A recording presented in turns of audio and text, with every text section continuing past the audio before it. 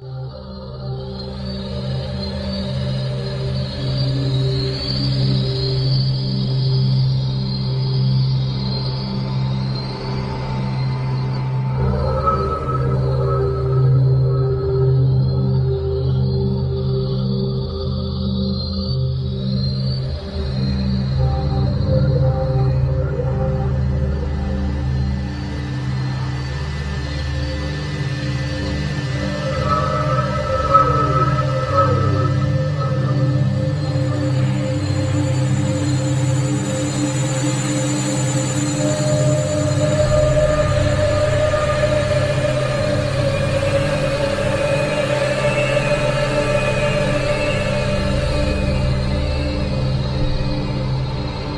a strange substance found by a southwest Arkansas man be part of a government test? Well, that's the question at the heart of a phenomenon called chemtrails, now getting widespread attention. Well, they say the government is dumping chemicals on us to control or manipulate the weather. And they say the unusual-looking jet trails in the sky are actually chemical-laden chemtrails.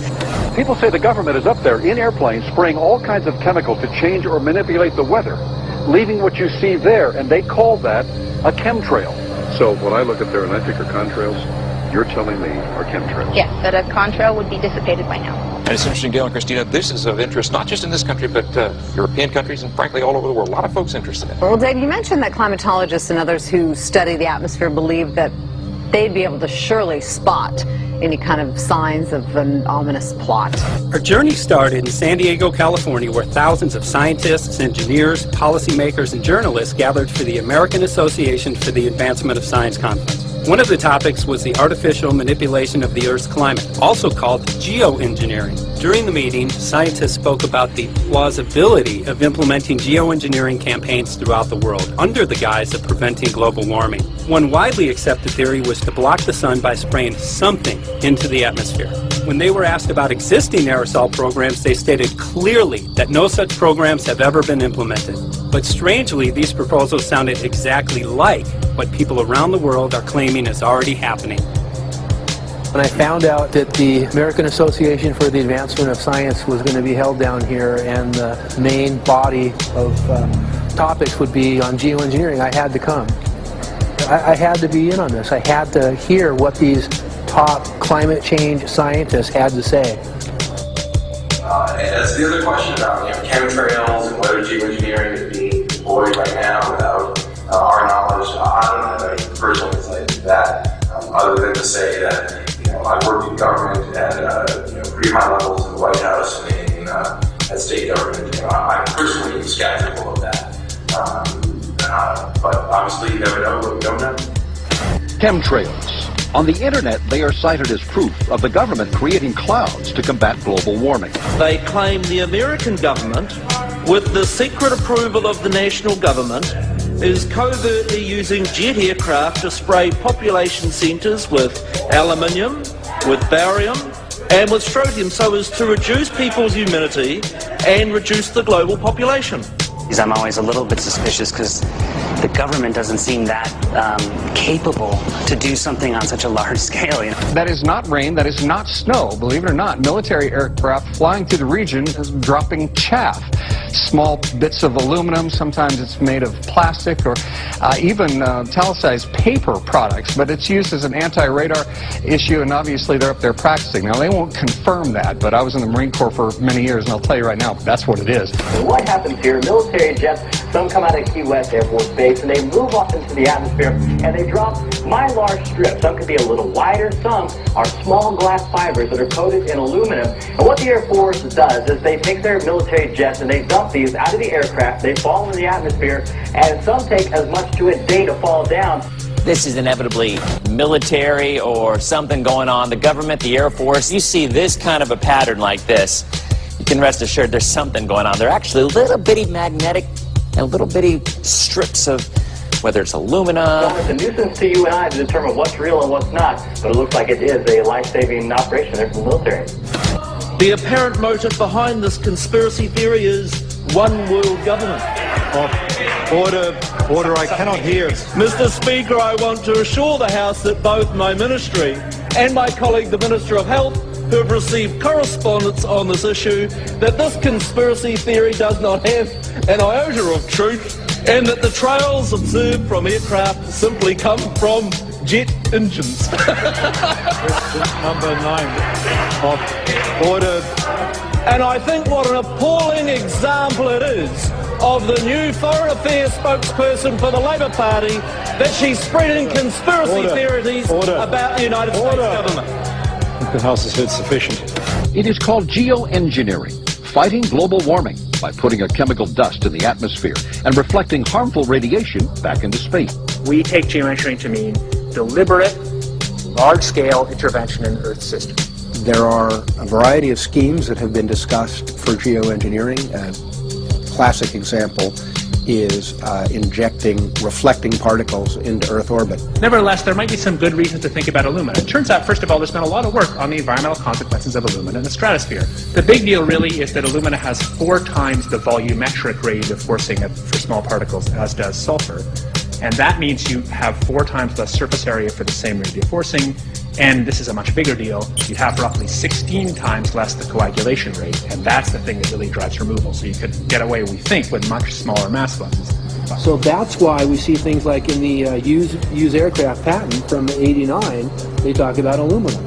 And that's why we're seeing in the surface water samples aluminum.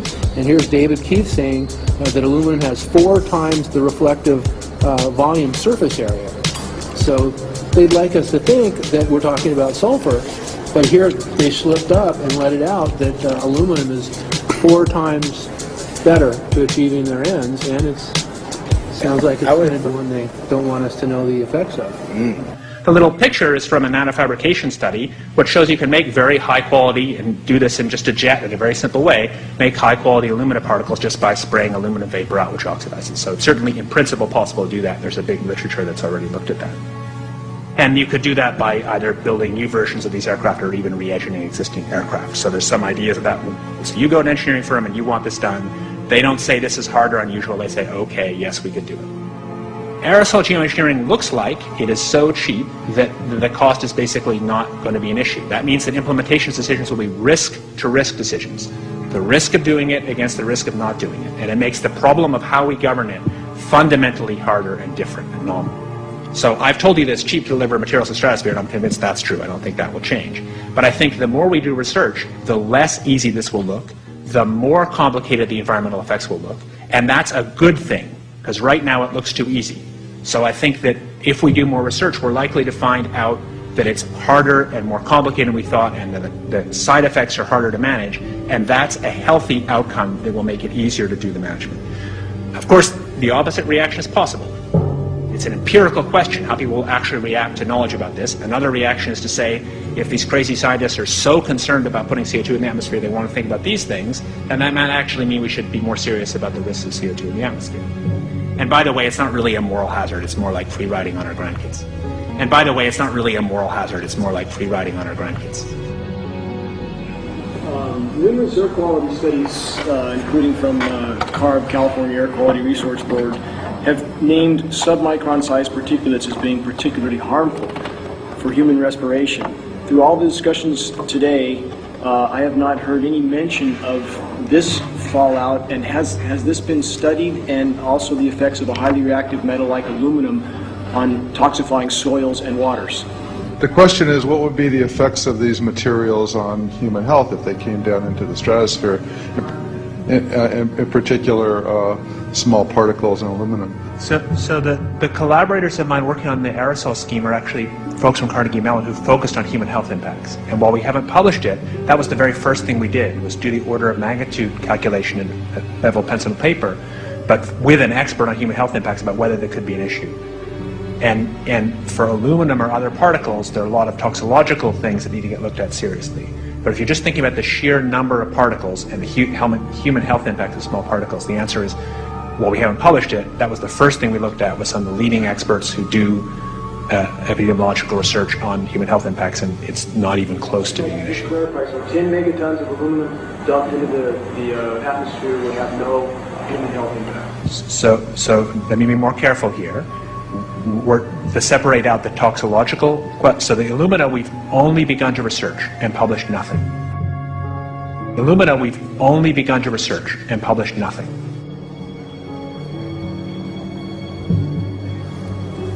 Dane looked at him and he said, so you're telling me that spraying 10 to 20 megatons of aluminum, as you said, would have no human health effects? He took a deep breath and he swallowed and he said, let me be more careful here. We haven't done anything serious on alumina, and so there could be something terrible that we'll find tomorrow we haven't looked at. And that, for me, that was the whole main point of what is going to be coming out to the public. It's the damaging effects of aluminum that are being found around the world in massive amounts. Here's David Keith confronted on this very issue, and he looked, you know, at that point like they just let the cat out of the bag. We haven't done anything serious on alumina, and so there could be something terrible that we'll find tomorrow we haven't looked at. They're proceeding because they have an agenda that's separate from trying to thwart this crisis of global warming. You know, there's obviously several other objectives, whether it's depopulation, control, weapons aspects, communications aspects, all kinds of things, you know, wild cards that we know nothing about. We don't really know, and I'm not going to attempt to speculate on exactly what the agendas are, but we can see clearly the agendas are not benefiting mankind. You know, it's benefiting the agenda of the elite. And so I think the question is, how do you draw the line between some activity that is allowed and doesn't need global governance and activities that do require global governance? Dr. John Holdren has agreed to serve as Assistant to the President for Science and Technology and Director of the White House Office of Science and Technology Policy. I look forward to his wise counsel in the years ahead. My personal opinion is that we have to keep geoengineering on the table. We have to look at it very carefully because we might get desperate enough to want to use it. So what would we do if in year 2040 or 2060 there's a severe climate crisis, say widespread famines or Greenland sliding suddenly into the ocean? That the only plausible way in which we could start the Earth cooling this century is to directly intervene in the climate system, say by putting particles in the stratosphere. We do stuff in the stratosphere all the time, of course, and so it's not as though the stratosphere is absolutely pristine. But you don't want to have people going off and doing things that involve large radiative forcings or go on for extended periods, or for that matter provide lots of reactive surfaces that could result in significant ozone destruction. You know, maybe I'm putting a particle into the atmosphere because I'm trying to make money, or maybe I'm putting a particle into the atmosphere because I'm engaging in scientific research and trying to understand cloud physics, or maybe I'm putting this particle into the atmosphere because I'm trying to make it rain locally to seed a cloud and get more snow on our ski slopes. And this obviously raises all kinds of questions. It's hugely risky.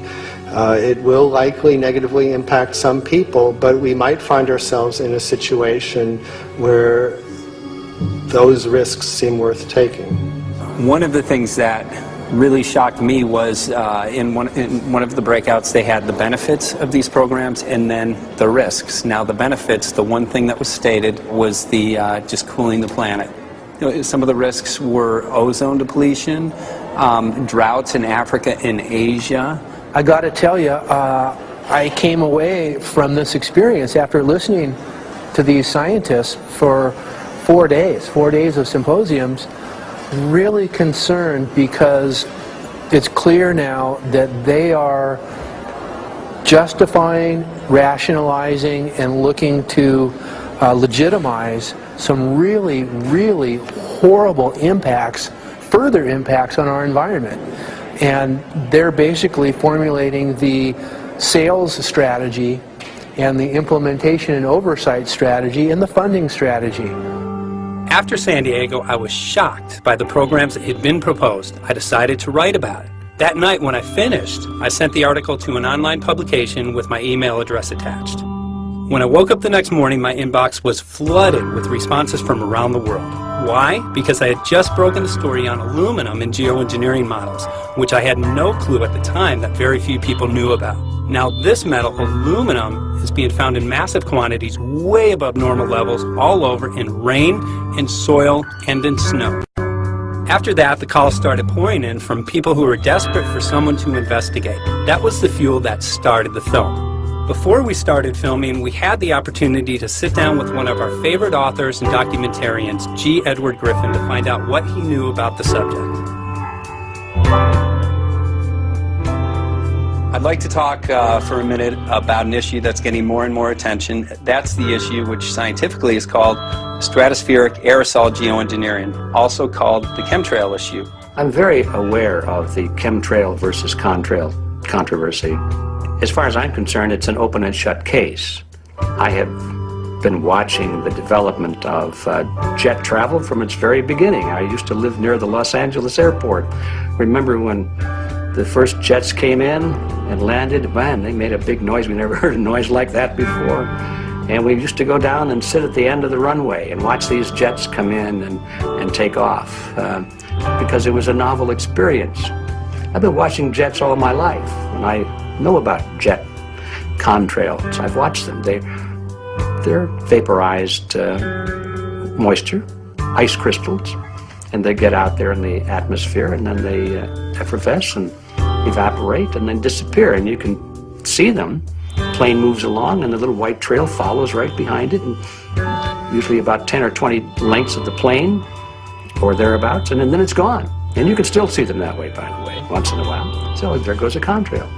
These other things we're talking about are not at all the same phenomena at all.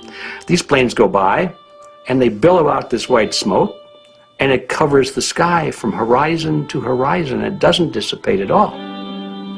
And they crisscross each other. And you see this thing cover the sky and turn it milky, and then people start having trouble breathing, and then you hear stories about the aluminum and barium deposits that they're picking up and the residue. And you put it all together, and I don't see how anybody who's got their eyes open and their mind open can come to any other conclusion but that somebody is spending a lot of money and effort to spray the planet. The question is, why? I have my own theories, but I hope that there will be some good investigative reporters go out there and get us the answer. I know that whenever it's finally discovered, and it will be, the people who are doing it will undoubtedly say, oh, well, we did it for you folks. It's for the greater good of the greater number. It's for the society. It's probably to prevent global warming. Or maybe it's to inoculate people against some kind of a dreaded biological attack.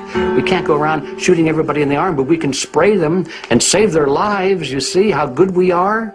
We're doing it for the benefit of society. I know they're going to, whatever it is, they're going to say it was for your good or mine. Think if we had the ability to steer hurricanes, and the hurricane was going to slam into New Orleans.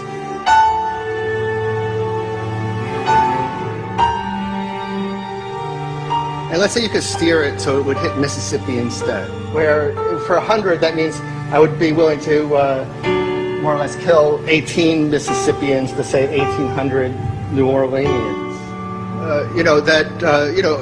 And if you do that knowingly, are you murdering those 100 people? And there's all kinds of equity issues there.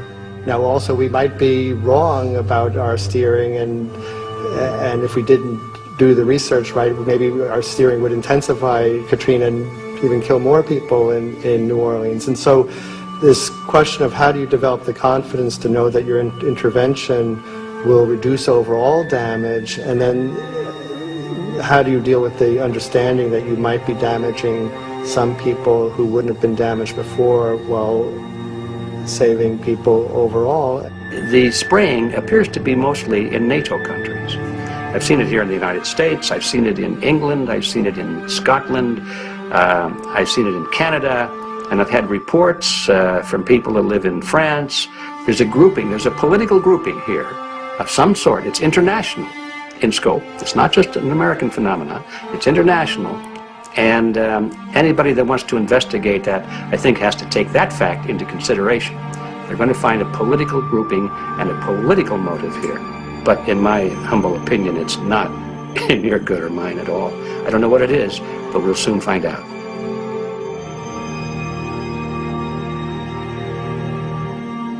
I'm sure that if you follow the old advice, which is follow the money, you'll come to the answer sooner or later.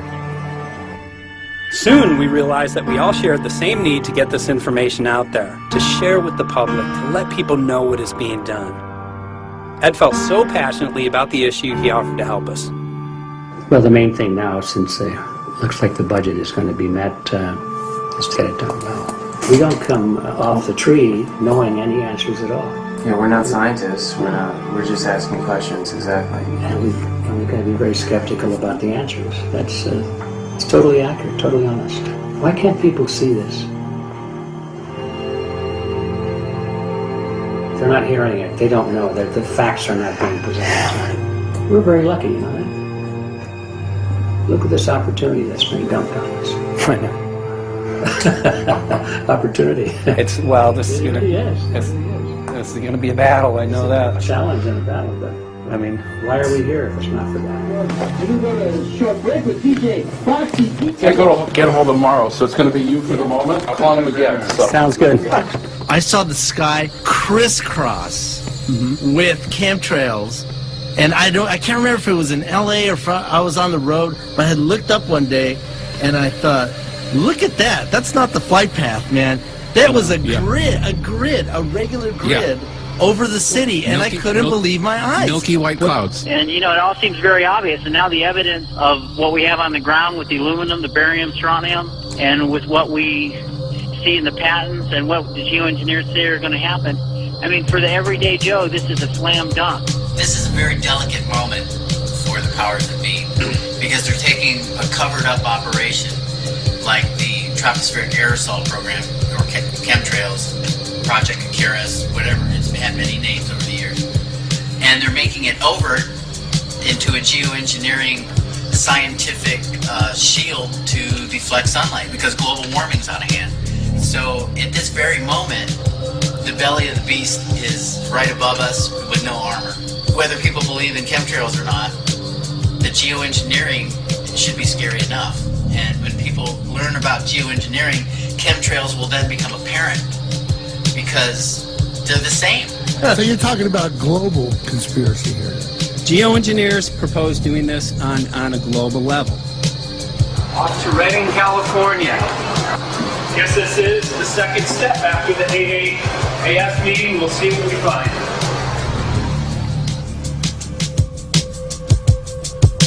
Right here in Northern California at Dana Wigington's house. He owns over 2,000 acres overlooking Lake Shasta. He told me about some of the challenges that they're having up here. Let's go and talk to Dane. We'll see, you know, what's going on his property. We'll see what he's going through and also what action he's taking based on the test results that he has.